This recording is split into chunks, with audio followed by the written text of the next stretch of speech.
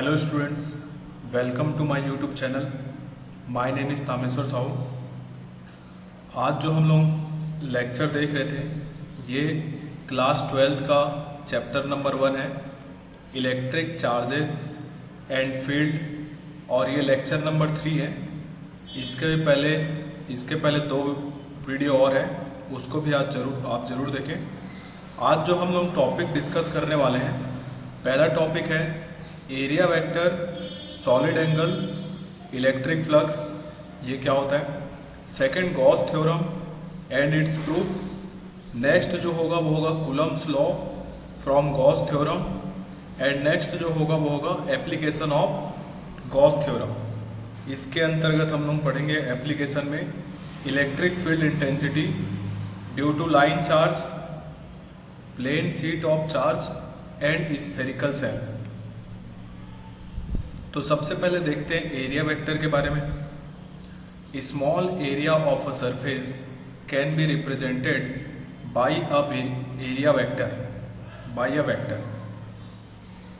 जैसे देखो ये एक एरिया है, ठीक है।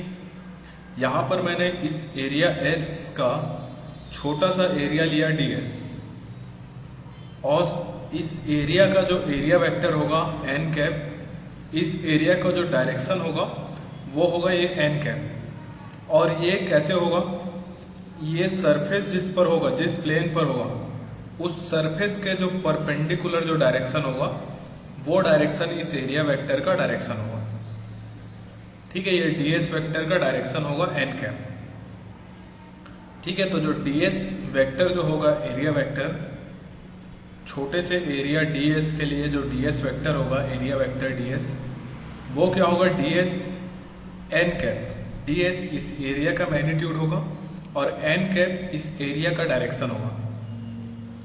नेक्स्ट देखते हैं इलेक्ट्रिक फ्लक्स।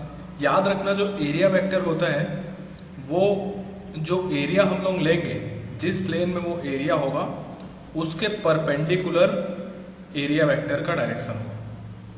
नेक्स्ट देखते हैं इलेक्ट्रिक फ्लक्स क्या होता है।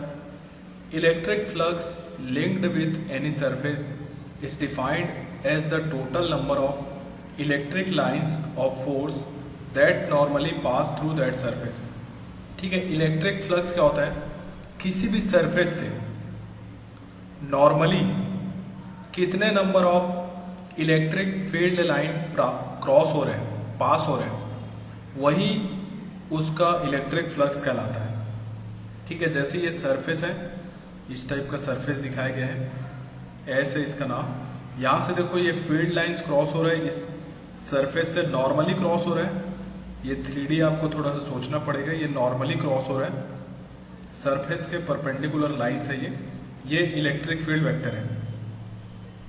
यहाँ पर एरिया वेक्टर अगर आप इस सरफेस पर देखोगे, यहाँ पर एरिया वेक्टर क्या है, ds वेक्टर, जो कि इलेक्ट्रिक फील्ड के डायरेक्शन में यहाँ पर। अगर आप यहाँ पर देखोगे तो यहाँ पर एरिया वेक्टर क्या होगा, यहाँ पर नॉर्मली ड्रॉ कर दो एरिया वेक्टर, तो एरिया वेक्टर यहाँ पर ds ये हो जाएगा।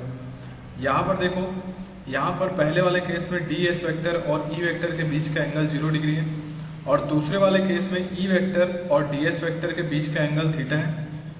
फिर से देखो, यहाँ पर एक जगह ले लेते हैं, यहाँ पर ds वेक्टर इधर होगा। यहाँ पर अगर हम लोग इलेक्ट्रिक फील्ड और ds वेक्टर के बीच का एंगल देखें तो 90 डिग्री है। यहाँ पर अगर इधर देखें तो यहाँ पर ds वेक्टर इधर पीछे साइड होगा, इधर। यहाँ पर अगर ds वेक्टर और e वेक्टर के बीच में एंगल देखें तो थीटा है यहाँ पर। यहाँ पर अगर देखें तो यहाँ पर ds वेक्टर इधर होगा। यहाँ पर अगर हम लोग ds वेक्टर और इलेक्ट्रिक फील्ड के बीच में अगर एंगल देखें तो थीटा है यहाँ पर। तो इलेक्ट्रिक फ्लक्स d फाई, जिसको d फाई से रिप्रेजेंट करते हैं, through a small area element ds due to an electric field E at an angle theta with ds is. तो d फाई हम लोग इलेक्ट्रिक फ्लक्स ले रहे हैं छोटे से एरिया के लिए, ds एरिया के लिए। तो d फाई क्या होगा, E dot ds, E vector dot ds, दोनों का डॉट प्रोडक्ट। तो इसका मैग्नीट्यूड क्या हो जाएगा, ई ds cos थीटा। यहाँ पर थीटा जो है ई और ds के बीच का एंगल है, तो ये d फाई आ गया छोटे से एरिया ds के लिए। अब हमको क्या चाहिए, टोटल फ्लक्स चाहिए फाई ओवर सरफेस एस, पूरे सरफेस एस के लिए। हमने यहाँ पर पहले छोटे से सरफेस डी एस के लिए निकाला था, अब पूरे सरफेस एस के लिए निकाल रहे हैं। तो हमको क्या करना पड़ेगा, इंटीग्रेशन करना पड़ेगा इस डी फाई का। तो फाई जो हमको मिलेगा वो होगा integration of E dot D S, मतलब कि ई एस कॉस थीटा, क्योंकि ई कांस्टेंट होगा बाहर निकल जाएगा। तो हमको क्या मिलेगा, इंटीग्रेशन ऑफ डी एस मिलेगा, और इंटीग्रेशन ऑफ डी एस जो होगा वो मिलेगा एस कॉस थीटा। तो ये बेसिकली क्या मिल रहा है हमको, ई वेक्टर डॉट एस वेक्टर। तो यहाँ पर देखो, electric flux is a scalar quantity but it is a property of vector field. अगर ऐसा यूनिट की बात करें इलेक्ट्रिक फ्लक्स का, तो वो होता है न्यूटन मीटर स्क्वायर पर कूलम, या फिर जूल मीटर पर कूलम। अब देखते हैं स्पेशल केस इसमें, यदि थीटा जो है 0 से 90 डिग्री के बीच में हो तो फाई जो है वो पॉजिटिव होगा। अगर थीटा 90 डिग्री है तो फाई 0 होगा। अगर थीटा 90 से 180 डिग्री के बीच में है तो फाई नेगेटिव होगा। अब देखते हैं सॉलिड एंगल क्या होता है। Solid angle is the 3 dimensional equivalent of an ordinary 2 dimensional plane angle. तो जो 2 डायमेंशनल प्लेन एंगल होता है ये उसका 3D वर्जन है। इसका एसआई यूनिट जो है स्टेरेडियन होता है। देखो ये कोन टाइप का यहाँ पर 3 डायमेंशनल पिक्चर दिख रहा होगा आपको। तो कोन पर यहाँ पर जो एंगल होगा यहाँ पर, ठीक है, इसका देखो ये आर इधर ले लो, ये आर कैप हो जाएगा। यहाँ पर जो एंगल बन रहा है ये डी ओमेगा, यही एंगल सॉलिड एंगल कहलाता है, ठीक है। यहाँ पर ये जो एरिया है ds, ये ऊपर का जो एरिया है ds, ये ds का डायरेक्शन इधर है ds वेक्टर का n कैप। यहाँ पर यहाँ से ये जो r है r कैप और n कैप के बीच का एंगल थीटा है। तो यहाँ पर solid angle subtended by area element ds eight the centre O of a sphere of radius r is D omega. और डी ओमेगा क्या है यहाँ पर, ds cos theta upon r square. क्या लेना है, देखो ds, ये area vector ds cos theta, हमको ये वाला कंपोनेंट कर लेना है। ds का 2 कंपोनेंट कर लो, तो जो r कैप के जो डायरेक्शन में उसको ले लो ds cos theta upon r square. तो ओमेगा क्या हो जाएगा हमारा, इंटीग्रेशन ऑफ डी ओमेगा हो जाएगा। इसका मतलब क्या हो जाएगा, integration of ds cos theta upon r square. तो इसका जब आप इंटीग्रेशन करोगे तो आपको मिलेगा 4 पाई स्टेरेडियन। तो याद रखना ये सॉलिड एंगल ओमेगा 4 पाई स्टेरेडियन। अब देखते हैं Gauss theorem. The surface integral of the electric field intensity over any closed hypothetical surface called Gaussian surface in free space is equal to 1 by epsilon naught times the net charge enclosed within the surface। तो phi equal to हमको क्या मिलेगा, integration of E dot D s, ठीक है। तो ये equal to आता है 1 by epsilon naught summation of i equal to 1 to n q i. तो गॉस ने क्या थ्योरम दिया था कि कोई भी इनक्लोज्ड सरफेस के अंदर जो टोटल चार्ज होगा उसका 1 बाई एप्सल नॉट टाइम करेंगे तो हमको नेट फ्लक्स मिल जाएगा। तो प्रूफ देखते हैं इसका, proof of Gauss theorem for a spherical symmetric surface. तो यहाँ पर देख लेते हैं, यहाँ पर एक स्फीयर है, इस स्फीयर में पॉइंट O है और उस पॉइंट O पर एक प्लस Q चार्ज रखा गया है, ठीक है। अब हम लोग एक छोटा सा सरफेस ले लेते हैं इस स्फीयर के अंदर, और उस स्फीयर में जो छोटा सा सरफेस ले रहे हैं ये रेडियस R है, ये भी रेडियस R है। यहाँ पर एरिया वेक्टर ds इधर है। यहाँ पर इलेक्ट्रिक फील्ड लाइन अगर ड्रॉ करें तो ये हो जाएगा उसका डायरेक्शन ई वेक्टर का। यहाँ पर ई वेक्टर और ds वेक्टर दोनों का डायरेक्शन सेम है। तो अगर हम इस छोटे से एरिया ds के लिए अगर इलेक्ट्रिक फ्लक्स लिखना चाहें तो हम लोग क्या लिखेंगे, D phi is equal to E vector dot D S vector, जो कि इक्वल टू होगा 1/4πε0 into Q by R square के, और इसका डायरेक्शन क्या है, आर कैप। ठीक है, ये ई हो गया डॉट डी एस, और इसका डायरेक्शन है एन कैप। तो यहां से हमको डी फाई मिलेगा 1/4πε0 Q D S by R square R cap dot N cap. तो here R cap dot N cap is equal to क्या आएगा, 1 आएगा, क्योंकि दोनों का डायरेक्शन सेम है। जो डी एस वैक्टर है उसका डायरेक्शन और ई वेक्टर दोनों का डायरेक्शन सेम है। तो जो डी फाई है वो मिलेगा 1/4πε0 Q into D S upon are square. तो यहाँ से हमको फाई ई मिल जाएगा इंटीग्रेशन ऑफ डी फाई, जो कि इक्वल हो जाएगा 1/4πε0 क्यू बाई आर स्क्वायर, जो कि कॉमन है, ये सब कांस्टेंट है जो कि बाहर हो जाएगा, और इंटीग्रेशन के अंदर बचेगा ds। अब इस ds, अब पूरा ds करके इस पूरे सरफेस को इंटीग्रेट कर दो, तो पूरे सरफेस को इंटीग्रेट कर देंगे तो हमको क्या मिलेगा, पूरे स्फीयर का एरिया मिल जाएगा। तो पूरे स्फीयर का एरिया क्या हो जाएगा, 1/4πε0 Q by R square into 4πr square, जो कि इक्वल हो जाएगा 4πr स्क्वायर और 4πr स्क्वायर कट जाएगा, तो हमको मिलेगा क्यू बाई एप्सिलॉन।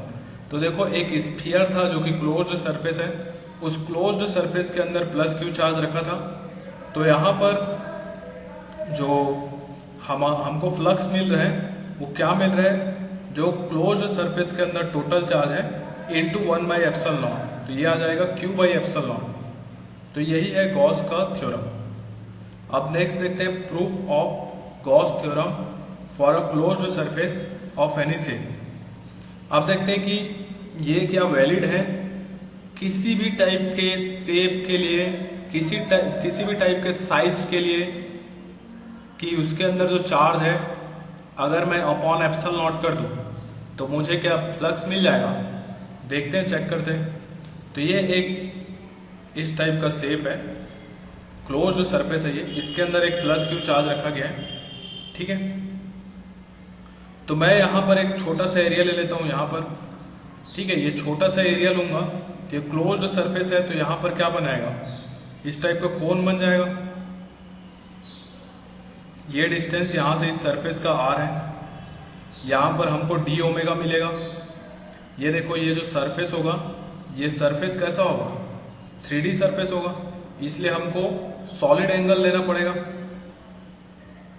ठीक है, चारों ओर से क्लोज है, और ये डिस्टेंस आर है इस सरफेस का, और इसका direction r vector r cap है, और ई वेक्टर और सरफेस वेक्टर इस छोटे से सरफेस के लिए सेम डायरेक्शन में होंगे। यहाँ पर जो डी एस वेक्टर है वो इधर होगा, d S vector n cap इधर है, ई वेक्टर का डायरेक्शन अलग है, इन दोनों के बीच का एंगल थीटा है।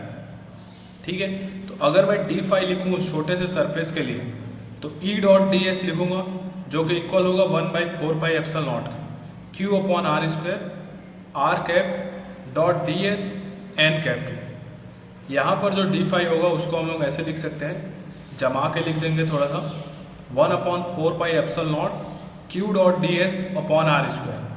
तो यहाँ से R cap dot N cap हो जाएगा। अब देखो यहाँ पर R cap dot N cap क्या हो जाएगा, 1/1 कॉस थीटा।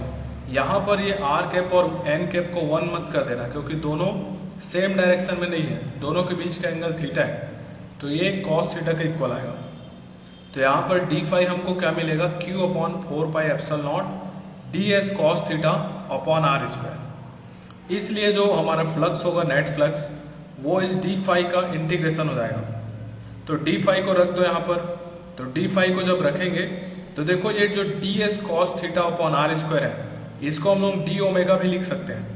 ठीक है, तो क्यू अपॉन 4πε0 बाहर हो जाएगा, और इंटीग्रेशन के अंदर बचेगा डी ओमेगा। ठीक है, और डी ओमेगा का इंटीग्रेशन इसके पहले मैंने करके दिखाया था। सॉलिड एंगल का इंटीग्रेशन क्या होता है, डी ओमेगा का 4π स्टेयर रेडियन। तो यहाँ पर इंटीग्रेशन ऑफ डी ओमेगा की जगह 4π आ जाएगा। तो यहाँ से देखो, अब 4π से 4π कैंसिल हो जाएगा, तो मुझे क्या मिल रहा है, क्यू अपॉन एप्सिलॉन।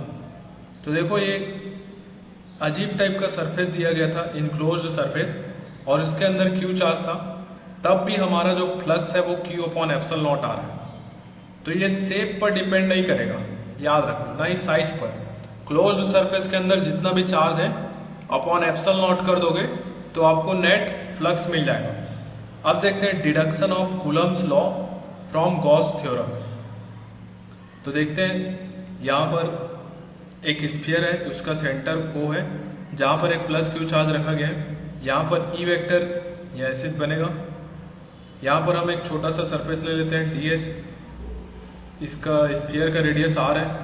यहाँ पर ds वेक्टर और ई वेक्टर का डायरेक्शन सेम है। अब गॉस लॉ से क्या होगा, जो फाई होगा वो किसके इक्वल होगा, क्यू अपॉन एप्सिलॉन नॉट के। फाई को हम लोग ऐसे भी जानते हैं, integration of surface integration of E dot D S.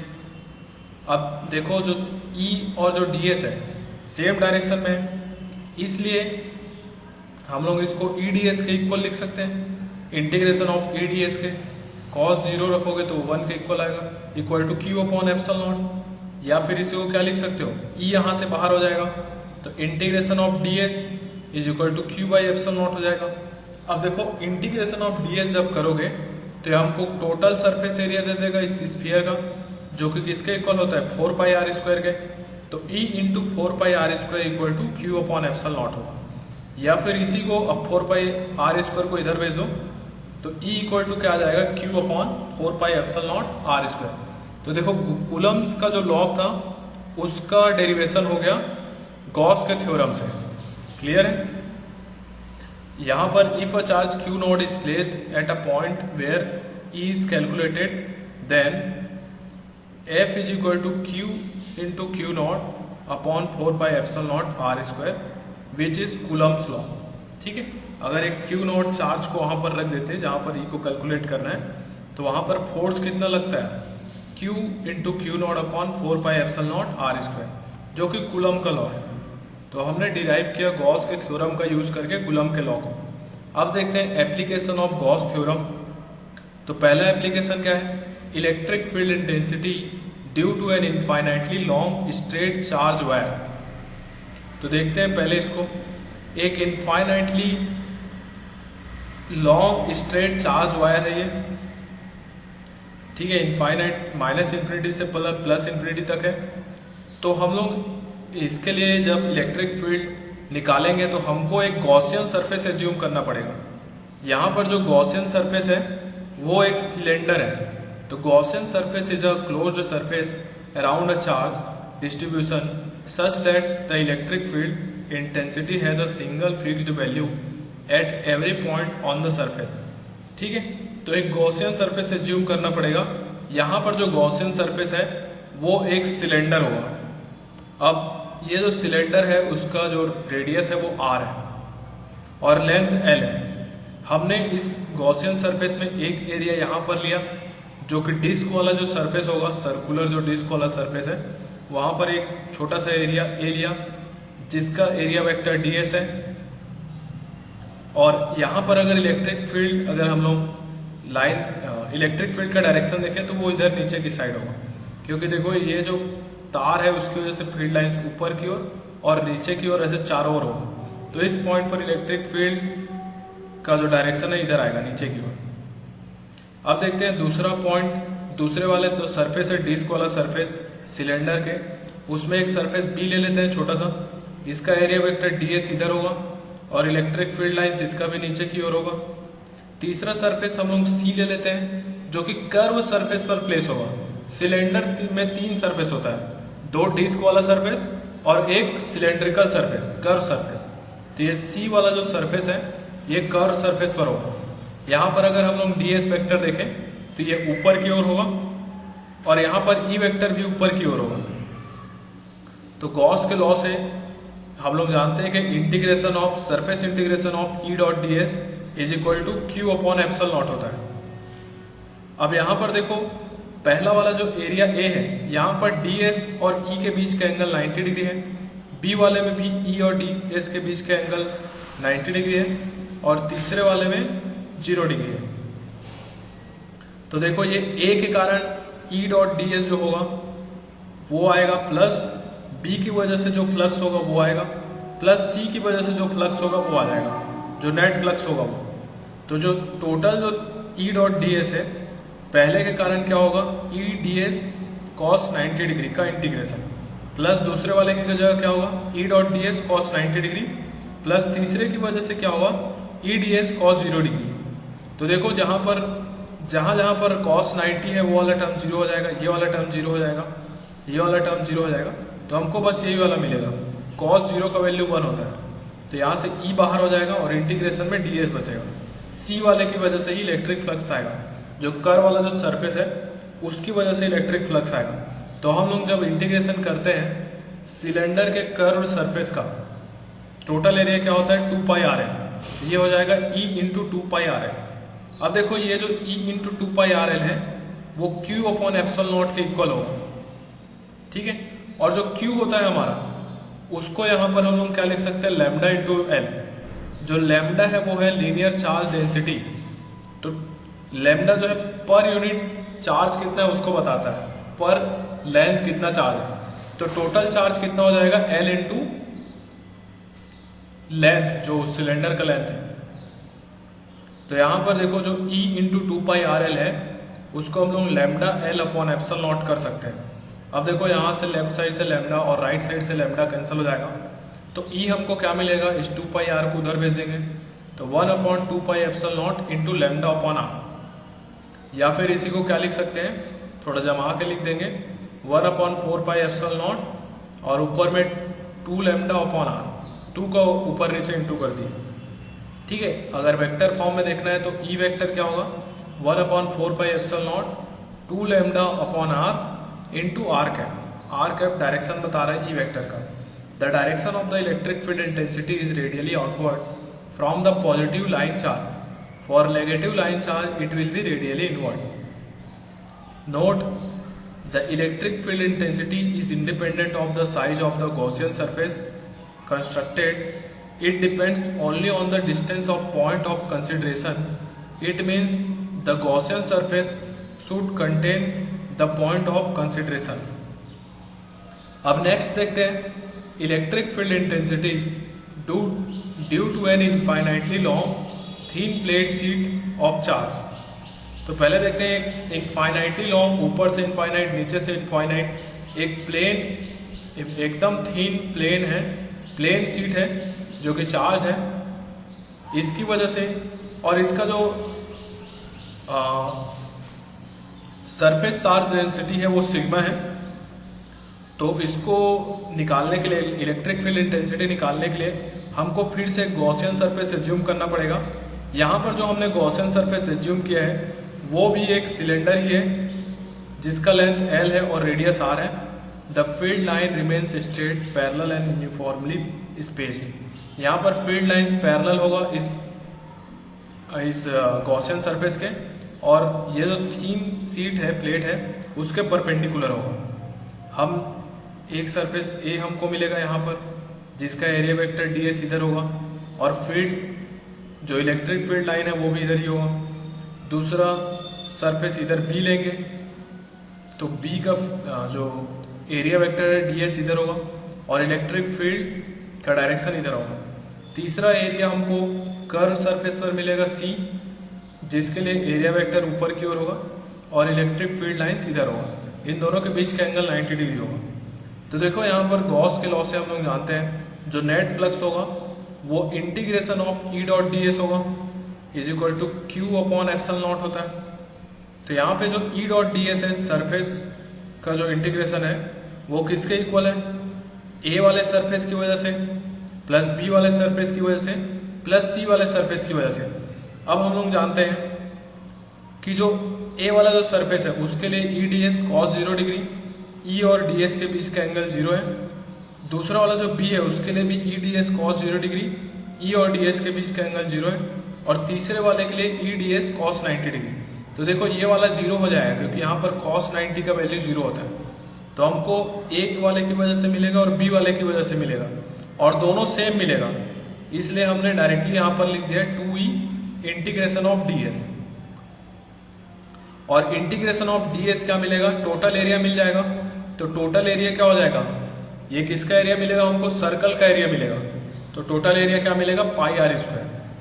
तो और Q बाई एप्सल नॉट, यहां पर जो Q होगा वो Q क्या है, उसको हम लोग क्या लिख सकते हैं, सिग्मा इंटू एरिया। सिग्मा क्या रिप्रेजेंट कर रहा है, sigma basically surface charge density को रिप्रेजेंट कर रहा है, इंटू एरिया कर देंगे तो हमको टोटल चार्ज Q मिल जाएगा। तो Q बाई एप्सल नॉट ये किसके इक्वल हो जाएगा, sigma pi r square upon epsilon naught के।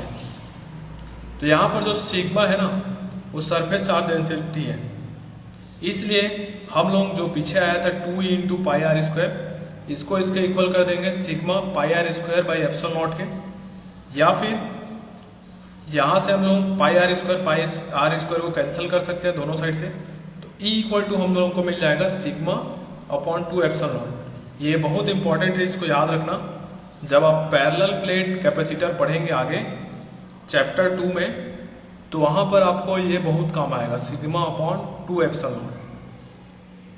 वेक्टर फॉर्म में देखना है तो E वेक्टर क्या हो जाएगा, sigma upon 2 epsilon not I cap. The direction of the electric field intensity is normal to the plane and away from the positive charge distribution. For negative charge distribution, it will be towards the plane. Note: the electric field intensity is independent of the size of the Gaussian surface constructed. It neither depends on the distance of point of consideration nor the radius of the cylindrical radius. If the plane sheet is thick, then the charge distribution will be available on both the sides. So the charge enclosed within the Gaussian surface will be twice as before. Therefore the field will be twice. ठीक है, तो यहाँ पर हमने जो derive किया है वो एकदम थीन प्लेट लेके डिराइव किया है, जिससे कि एक प्लेट में केवल जो लेयर है चार्ज का वो एक ही लेयर है, दोनों साइड नहीं है, एक लेयर है चार्ज का। अगर ठीक लोगे तो दोनों लेयर दो लेयर बन जाएगा, इसलिए जो E आएगा सिग्मा अपॉन एप्सल नॉट आएगा अगर दो थिक लेयर लोगे तो। अब देखते हैं third case, electric field intensity due to 2 parallel infinitely long thin plane sheet of charge. तो केस 1 देखते हैं, sigma 1 is greater than sigma 2। तो देखो सिग्मा 1 की वजह से इलेक्ट्रिक फील्ड E1 इधर होगा, E1 इधर होगा, यहाँ पर इधर भी, यहाँ पर इस पॉइंट पर इधर होगा, यहाँ पर इस पॉइंट पर भी इधर होगा, और यहाँ पर इधर होगा, और लेफ्ट साइड में इस साइड होगा, लेफ्ट साइड। और जो दूसरा हम लोग ले रहे हैं सिग्मा 2, उसकी वजह से E2 जो होगा इधर होगा, यहाँ पर इस पॉइंट पर इधर होगा, और यहाँ पर इधर होगा। तो रीजन 1 में अगर हम लोग इलेक्ट्रिक फील्ड निकालें तो इलेक्ट्रिक फील्ड इधर आएगा, नेट इलेक्ट्रिक फील्ड, और बीच में इलेक्ट्रिक फील्ड इधर आएगा क्योंकि सिग्मा 1 सिग्मा 2 से बड़ा है। और रीजन 3 में अगर हम लोग इलेक्ट्रिक फील्ड का इंटेंसिटी देखें तो वो इस साइड आएगा। ठीक है, देखो लेफ्ट साइड में इलेक्ट्रिक फील्ड का डायरेक्शन इधर होगा नेट, राइट साइड में इधर होगा, और बीच में इधर होगा लेफ्ट साइड। तो यहाँ पर देखो जो E हमको मिलेगा वो मिलेगा E1 plus E2 by 2, E1 plus E2। तो E हमको क्या मिल जाएगा, sigma 1 plus sigma 2 upon 2 epsilon not. दूसरा वाला जो केस है उसमें हमको क्या मिलेगा, E1 माइनस E2 बीच वाले केस में। ये लेफ्ट वाला केस था, ये बीच वाला केस है। तो बीच वाले केस में जो इलेक्ट्रिक फील्ड का इंटेंसिटी होगा बीच में रीजन 2 में, वो क्या है, sigma 1 minus sigma 2 upon 2 epsilon not. और जो तीसरा केस है रीजन 3 में, वहां फिर से E is equal to E1 plus E2 मिलेगा। तो ये क्या मिलेगा हमको, sigma 1 plus sigma 2 divide by 2 epsilon naught. तो रीजन 1 में ये है, रीजन 2 के लिए इलेक्ट्रिक फील्ड का इंटेंसिटी ये है, और रीजन 3 के लिए इलेक्ट्रिक फील्ड का इंटेंसिटी ये है। केस 2 देखते हैं, सिग्मा 1 प्लस सिग्मा 1 है और माइनस सिग्मा 2 है। तो ये पहला प्लेट सिग्मा 1 इंटेंसिटी वाला, उसके लिए इलेक्ट्रिक फील्ड इंटेंसिटी का डायरेक्शन ये होगा। दूसरा जो सिग्मा 2 जो नेगेटिव प्लेट है, उसके लिए इलेक्ट्रिक फील्ड इंटेंसिटी का डायरेक्शन ये होगा। अब हम लोग रीजन 1 लेते हैं। रीजन 1 में इलेक्ट्रिक फील्ड इधर आएगा क्योंकि सिग्मा 1 सिग्मा 2 से बड़ा है। बीच में जो बीच वाला रीजन है उसमें इधर आएगा, और रीजन 3 में इधर आएगा क्योंकि सिग्मा 1 जो है सिग्मा 2 से बड़ा है। ठीक है, अब देखें अगर रीजन 1 में इलेक्ट्रिक फील्ड का इंटेंसिटी कैसे निकालेंगे, तो वो होगा E1 माइनस E2, और ये कितना आएगा sigma 1 minus sigma 2 divide by 2 epsilon not. जो बीच वाला जो रीजन है रीजन 2, वहां पर जो E है वो आएगा E1 प्लस E2, जो कि आएगा sigma 1 plus sigma 2 divide by 2 epsilon not. और जो तीसरा रीजन है वहां पर जो E है इक्वल टू आएगा E1 माइनस E2, जो कि आएगा sigma 1 minus sigma 2 divide by 2 epsilon not. अब केस 3 देखते हैं, प्लस सिग्मा और माइनस सिग्मा। तो ये वाला प्लस सिग्मा है और दूसरा वाला माइनस सिग्मा प्लेट है। तो सिग्मा 1 के लिए इलेक्ट्रिक फील्ड का डायरेक्शन है और सिग्मा 2 के लिए ये इलेक्ट्रिक फील्ड का डायरेक्शन है। ठीक है, ये रीजन 1 में इलेक्ट्रिक फील्ड का इंटेंसिटी 0 होगा, रीजन 2 में इलेक्ट्रिक फील्ड 0 नहीं होगा, और रीजन 3 में भी इलेक्ट्रिक फील्ड 0 होगा। ठीक है, तो पहले केस में 0 क्यों हुआ, क्योंकि हम क्या करेंगे E1 माइनस E2 करेंगे, तो ये आएगा sigma 1 minus sigma 2 upon 2 epsilon not. Sigma 1 और सिग्मा 2 इक्वल है तो ये 0 हो जाएगा। बीच वाले केस में प्लस करना पड़ेगा, दोनों का सेम आएगा, दोनों का देखो E1 भी इसी डायरेक्शन में है, E2 भी इसी डायरेक्शन में है, तो दोनों ऐड हो जाएगा, E1 प्लस E2 हो जाएगा। तो हमको E क्या मिलेगा sigma 1 plus sigma 2 divide by 2 epsilon not, जो कि दोनों सिग्मा सिग्मा सेम है, तो सिग्मा अपॉन एप्सिलॉन नॉट मिलेगा। तीसरे केस में E जो आएगा हमारा E1 माइनस E2 मिलेगा, तो वो क्या हो जाएगा sigma 1 minus sigma 2 divide by 2 epsilon naught. यहाँ पर सिग्मा 1 और सिग्मा 2 सेम है, तो दोनों कैंसिल हो जाएगा और हमको क्या मिलेगा 0। अब नेक्स्ट देखते हैं 4th number, electric field intensity due to a uniform charge spherical shell. तो इसमें सबसे पहले देखते हैं आउटसाइड एक पॉइंट ले लेते हैं। तो ये हमारा एक स्फेरिकल सेल है जो कि पॉजिटिवली चार्ज है, जिसका रेडियस r है और जो सेंटर है वो पॉइंट O है, ये हॉलो है, इसको हमने Q चार्ज दिया है। तो याद रखना 2 केसेस होता है, एक तो स्फीयर हॉलो हो सकता है या फिर सॉलिड हो सकता है, और हॉलो में भी 2 केस हो सकते हैं, कंडक्टिंग और नॉन कंडक्टिंग। सॉलिड में भी 2 केस हो सकता है, कंडक्टिंग और नॉन कंडक्टिंग। तो याद रखना हॉलो में कंडक्टिंग, नॉन कंडक्टिंग और सॉलिड में कंडक्टिंग, इन तीनों केस में अगर आप स्फीयर को चार्ज देते हो तो वो चार्ज सरफेस पर आ जाता है उस स्फीयर के। ठीक है, और जो सॉलिड नॉन कंडक्टिंग स्फीयर है उस केस में अगर आप चार्ज देते हो तो वो charge through out the volume distribute होता है। ठीक है, तो हमने आउटसाइड एक पॉइंट P ले लिया, हमने ये गॉसियन सरफेस एज्यूम किया है। ये जो डॉट डॉट वाला जो है ये एक स्फीयर है जिसके अंदर हमारा जो स्फीयर दिया गया था वो आ गया है, और ये जो गॉसियन सरफेस लिया है हमने वो एक स्फीयर, बड़ा स्फीयर लिया है जिसका रेडियस स्मॉल r है। तो हम इस गॉसियन सरफेस में एक छोटा सा सरफेस ले लेते हैं जिस पॉइंट पर हमको इलेक्ट्रिक फील्ड निकालना है, और इस सरफेस का जो एरिया वेक्टर है वो है ds, और E वेक्टर भी इसी डायरेक्शन में आ जाएगा। तो गॉस के लॉ से अगर हम देखें तो जो फाई नेट होगा वो integration of surface integration of E vector dot ds vector आएगा, जो कि Q अपॉन एप्सिलॉन नॉट के इक्वल होगा। सीन्स यहाँ पर E वेक्टर और ds वेक्टर दोनों सेम डायरेक्शन में है, इसलिए जो नेट फ्लक्स होगा हम उसको हम लोग क्या लिख सकते हैं E डॉट ds के इंटीग्रेशन के इक्वल। तो ये Q अपॉन एप्सिलॉन नॉट के इक्वल आ जाएगा। यहाँ से हम लोग E को बाहर ले सकते हैं और integration of ds is equal to Q by epsilon naught आ जाएगा। अब देखो E तो E रहेगा, इंटीग्रेशन ऑफ ds जब आप करोगे तो ये जो गॉसियन सरफेस है उसका कंप्लीट एरिया आ जाएगा। तो कंप्लीट एरिया क्या हो जाएगा उस गॉसियन सरफेस का 4 पाई r स्क्वायर। तो E into 4 pi r square is equal to Q upon epsilon naught आएगा, या फिर यहीं से 4 पाई r स्क्वायर को उधर भेज दो तो E इक्वल टू मिल जाएगा Q upon 4 pi epsilon not r square. तो यहाँ पर जो Q है उसको हम लोग क्या लिख सकते हैं sigma into 4 pi r square. तो इसलिए इसको हम लोग ये भी लिख सकते हैं सिग्मा कैपिटल R का square upon epsilon naught small r का स्क्वायर। तो electric field due to a uniformly charge thin spherical shell at a point outside the shell is such as if the whole charge were concentrated at the centre of the shell. ऐसा है कि जो sphere पर surface पर जो charge Q है उसको अगर मैं इसके सेंटर पर टोटल चार्ज Q को रख दूं और उससे r डिस्टेंस पर जो कि पॉइंट P है वहां पर इलेक्ट्रिक फील्ड निकालना हो तो हम लोग जानते हैं कि इस चार्ज की वजह से r डिस्टेंस पर इलेक्ट्रिक फील्ड का इंटेंसिटी क्या होता है, k q upon are square, मतलब 1/4πε0 इंटू आर स्क्वायर। तो वही चीज हमको यहाँ पर मिल रहा है। ठीक है, नेक्स्ट देखते हैं, at a point A on the surface of the shell. Surface पर लेना है तो ये small r equal to capital R हो जाएगा। तो यहां पर देखो एक छोटा सा सरफेस ले लिया हमने पॉइंट ए पर, इस स्फीयर पर, जहां पर ds वेक्टर ये है और e वेक्टर दोनों सेम डायरेक्शन में होगा इस सरफेस पर।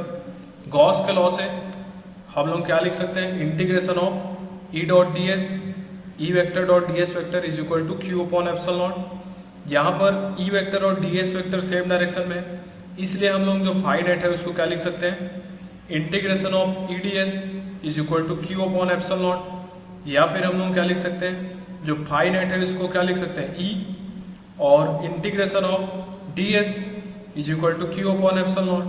यहाँ पर देखो जब इंटीग्रेशन आप करोगे डी एस का तो आपको क्या मिलेगा, ये मिलेगा आपको 4πr² के इक्वल, और ये इक्वल टू हो जाएगा q upon r epsilon naught के। इसी को जमा के लिख देंगे, 4πr² को उधर भेज देंगे तो E इक्वल टू मिल जाएगा क्यू अपॉन 4πε0r² के। ठीक है, यहाँ पर Q का जो वैल्यू होता है वो होता है सिग्मा इंटू 4πr²। इसको अगर हम लोग रख देंगे तो E इक्वल टू क्या मिलेगा हमको, सिग्मा बाई एप्सिलॉन नॉट। यहाँ पर जो electric field due to a uniformly charge thin spherical shell at a point on the surface of the shell is maximum. अब देखते हैं at a point B inside the shell. Inside एक point ले लेते हैं, यहाँ पर B point में ले लिया इन साइड। तो इन साइड मुझे एक गॉसियन सरफेस बनाना पड़ेगा जिसका रेडियस स्मॉल आर है। यहाँ पर बी पॉइंट पर मैंने एक छोटा सा सरफेस ले लिया ds। ठीक है, यहाँ पर ई वेक्टर भी ऐसे बन जाएगा। अब गॉस के लॉ से हम लोग फिर से लिख सकते हैं phi net is surface integration of E vector dot ds vector, ये इक्वल टू होगा क्यू बाई एप्सिलॉन नॉट के। यहाँ पर आप अगर देखोगे तो ई वेक्टर और ds वेक्टर जो है ये सेम डायरेक्शन में है, इसलिए जो है जो फाई जो नेट होगा वो integration of E into ds के इक्वल होगा, और ये इक्वल टू हो जाएगा क्यू अपॉन एप्सिलॉन नॉट के। या फिर ये इक्वल टू हो जाएगा फाई नेट जो है ई इंटीग्रेशन ऑफ ds के, और ये मिलेगा क्यू अपॉन एप्सिलॉन नॉट के। तो हमको क्या मिलेगा, E into 4πr² is equal to Q upon epsilon naught. या फिर इसी को जमा के लिख देंगे तो यहाँ पर देखो E इज इक्वल टू क्या मिल जाएगा, 0/4πε0r²। जीरो क्यों मिल रहा है, क्योंकि ये जो Q इन साइड है ना वो जीरो है। इस स्फीयर के अंदर कोई भी चार्ज नहीं है, जीरो चार्ज है। तो Q की जगह आप जीरो रख दोगे तो E इक्वल टू जीरो हो जाएगा। तो since Q is equal to zero inside the Gaussian surface, इसलिए E इक्वल टू जीरो मिलेगा। This property E equal to zero inside a cavity is used for electrostatic shielding. ठीक है, अगर हम E और R के बीच में graph draw करें तो कुछ इस तरह से आएगा।